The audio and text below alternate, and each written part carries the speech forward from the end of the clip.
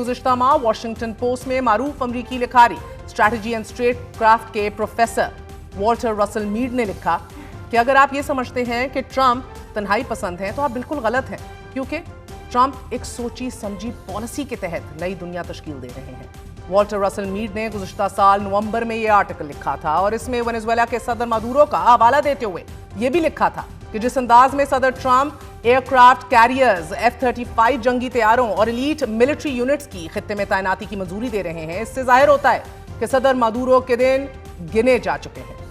Walter Russell Mead ने नवंबर में लिखा कि मिस्टर ट्रंप जो चलते हुए च्युइंगम नहीं खा सकते, यानी कि ही कैन नॉट मल्टीटास्क, उन्होंने दुनिया में एक ऐसे तूफान को जन्म दे दिया है कि जो जल्द दुनिया को अपनी लपेट में लेकर केओस में तब्दील कर देगा और इससे एक नई दुनिया तश्कील पाएगी कि जिसकी इब्तदा उन फैसलों से होगी कि जिन्हें सदर ट्रंप का न्यू वर्ल्ड ऑर्डर करार दिया जाएगा। ये नया वर्ल्ड ऑर्डर कब दुनिया पर राइज होगा और कब से इसकी इब्तदा होगी, इस मुतल्लिक मारूफ बरतानवी सहाफी ओवन जोन्स ने द गार्डियन में अपना तज्जिया लिखा है। Trump's new world order is being born and Venezuela is just the start के उन्वान से ओवन जोन्स ये लिखते हैं कि वेनेजुएला के सदर की गिरफ्तारी और फिर अमेरिकी अदालत में उनका ट्रायल ये वाज़ेह करता है कि ट्रंप का न्यू वर्ल्ड ऑर्डर शुरू हो चुका है और वेनेजुएला सिर्फ इसकी इब्तिदा है।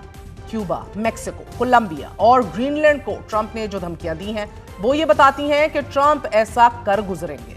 नाजरीन, सदर ट्रंप ने वेनेजुएला के दारुल हुकूमत से सदर मादुरो को गिरफ्तार करवाकर दुनिया पर 5 असूल वज़ा कर दिए हैं। पहली, वो बहुत ज्यादा ताकत हासिल कर चुके हैं। दूसरी, अब लातीनी अमेरिका यूनाइटेड स्टेट्स में बसने वाले अमरीकियों के लिए है।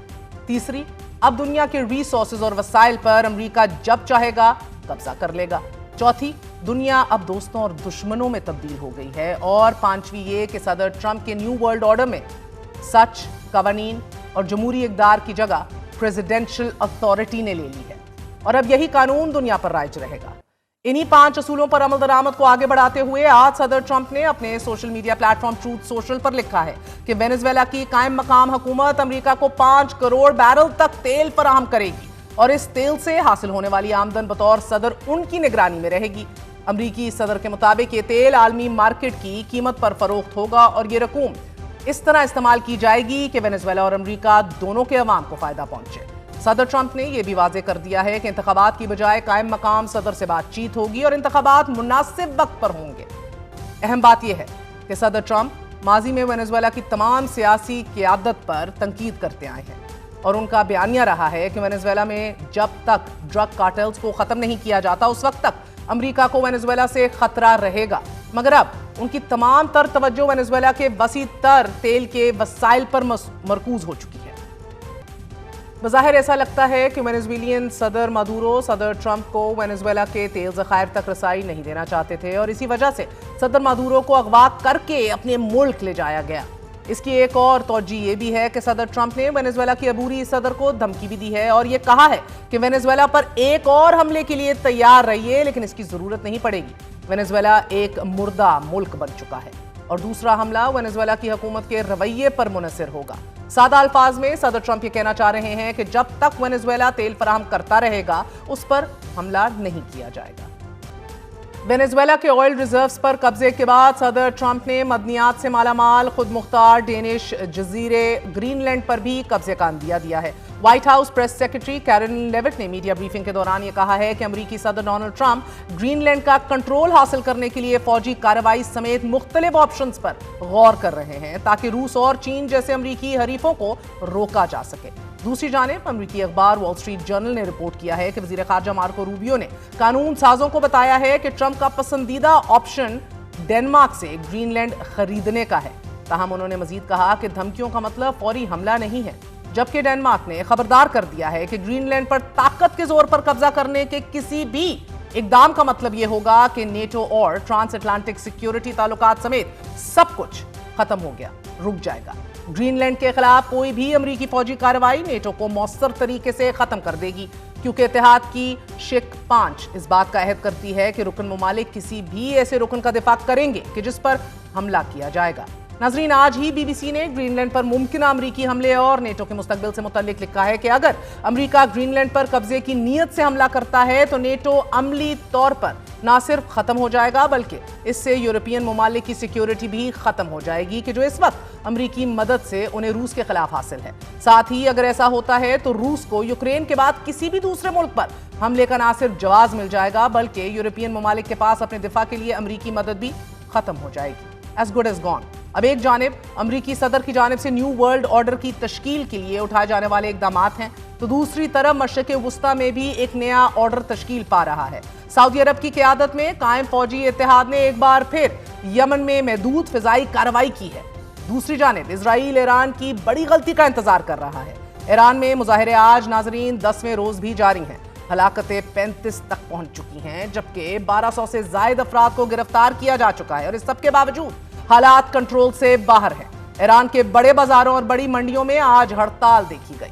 ایران میں ان کشیدہ حالات کے درمیان آج اسرائیلی اخبار معرف نے خبر شائع کی ہے کہ امریکی صدر کی جانب سے حالیہ عرصے میں ایران کو دی جانے والی دھمکیوں کے بعد اسرائیلی سیکیورٹی ادارے اس بات کے منتظر ہیں کہ تہران کوئی بڑی غلطی کرے اور یہ غلطی اسرائیل کی جانب میزائل داغنے کی صورت میں ہو سکتی ہے یا پھر ایران کے اندر مظاہروں اور مظاہرین کے خلاف تشدد میں اضافے کی شکل اختیار کر سکتی ہے۔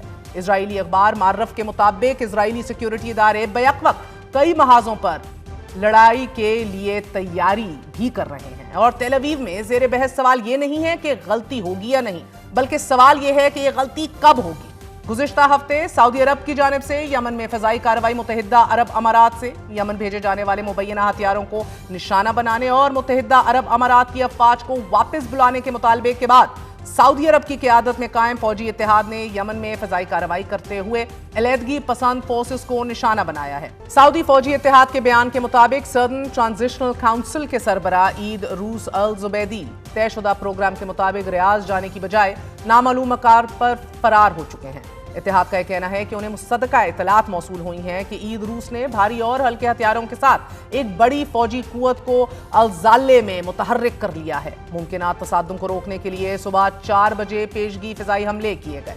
ناظرین دوسری جانب یمن کے ایوان صدر کی جانب سے جاری بیان میں کہا گیا ہے کہ عید روس الزبیدی پر غداری کے الزامات عائد کیے گئے ہیں کہ جس کے بعد انہیں نائب صدر صدارتی لیڈرشپ کونسل کے عہدے سے برطرف کر دیا گیا ہے۔ اعلامیہ کے مطابق الزبیدی کو اپنے اقدامات پر اٹارنی جنرل کے سامنے جواب دہ ہونا ہوگا۔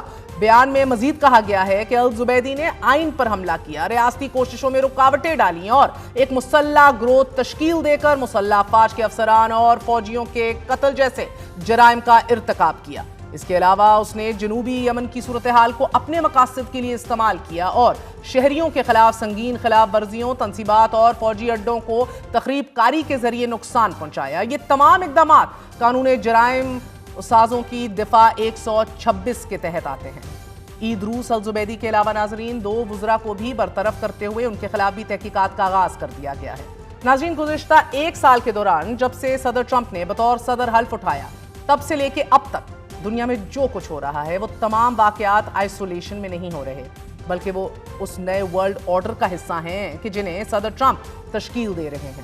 امپیریلزم، نوآبادیاتی فوجی طاقت کے استعمال یا پھر دیگر ذرائع سے ملک کی طاقت اور اثر و رسوخ کو بڑھانے کی پالیسی ہے۔ And as of right now, you are living in a world which has Trumpian imperialism and Trumpian transactionalism reigning large over it.